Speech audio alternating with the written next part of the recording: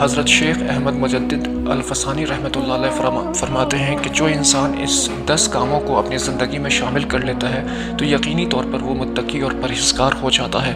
تو وہ 10 باتیں وہ کون سے بتاتے ہیں، آئیے اس کو دیکھتے ہیں۔ حضرت فرماتے ہیں کہ زبان کو غیبت سے بچائے۔ بدترین عمل غیبت کو بتایا گیا ہے، یہ بھی بتایا گیا ہے کہ غیبت کو زنا سے زیادہ بدترین بتایا گیا ہے۔ غیبت ہوتا کیا ہے دوستو؟ غیبت کسی کی برائی پیٹھ پیچھے کرنا، اس کو غیبت میں شمار کیا جاتا ہے۔ تو غیبت سے اپنی زبان کو پاک کرنا۔ دوسرا آپ بتاتے ہیں کہ بدظنی سے بچے۔ کسی کے لیے اپنے دل کو میلا کر لینا، اس کے بارے میں غلط خیال پیدا کرنا، اس کے لیے یہ سوچ لینا کہ یہ انسان میرے بارے میں برا سوچتا ہے، یا پھر اس کی برائی کو آپ اپنے دل میں پال لو، تو یہ بدظنی ہے۔ تو کسی سے بدظن ہونا، اس سے اپنے دل کو آپ پاک کرو۔ یہ دوسری وہ چیز بتاتے ہیں۔ دل کو جو ہے میلا نہیں کرنا ہے، بدگمان ہو جانا، یہ چیز اچھی نہیں بتائی گئی ہے۔ تیسرا بتاتے ہیں کہ مسخرہ پن سے بچے۔ دیکھو اب ایک چیز ہے کہ ہم جہاں بیٹھتے ہیں ہمیشہ جوکس کریک کرتے ہیں، ہمیشہ ہنسنے کا مزاج رکھنا، ہمیشہ بلا بات کا جو ہے، دیکھو خوش مزاجی اور بات ہے، انسان کا خوش مزاج ہونا، ہنسمکھ ہونا، یہ ایک اور چیز ہے۔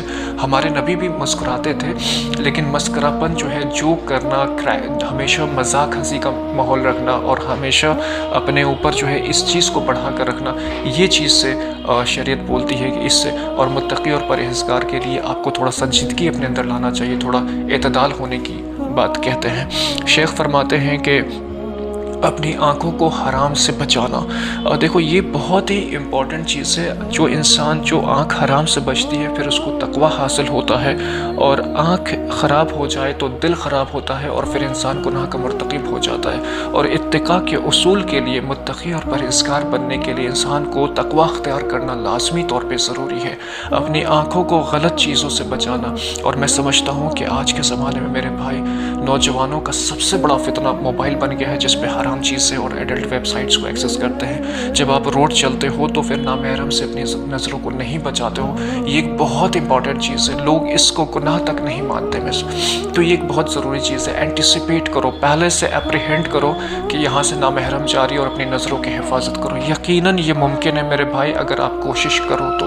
اگر اپنے آپ کو یہ آپ کمانڈ دے دو میں نے بچنا ہے، تو آپ بچ سکو گے، آپ کے اندر فرم ڈیسیجن ہوگا، آپ بچ پاؤ گے۔ لیکن اگر اپنے آپ کو ایسے کھلے چھوڑ دو گے، جہاں نظر پڑ رہی وہاں کنٹینیو کر لیا، اس کو دیکھ لیا، اس کو دیکھ لیا، کبھی تقوی حاصل نہیں ہوگا، کبھی متقی اور پرہیزگار پھر ہم نہیں بن پائیں گے۔ تو اس کے اوپر انسان کو محنت کرنے کی ضرورت ہے، کوشش کریں۔ پانچواں حضرت شیخ بتاتے ہیں کہ ہمیشہ سچ بولو۔ دیکھو جھوٹ جو ہے، کبھی ایک مومن جھوٹا نہیں ہو سکتا، اور جھوٹا انسان کبھی متقی نہیں ہو سکتا۔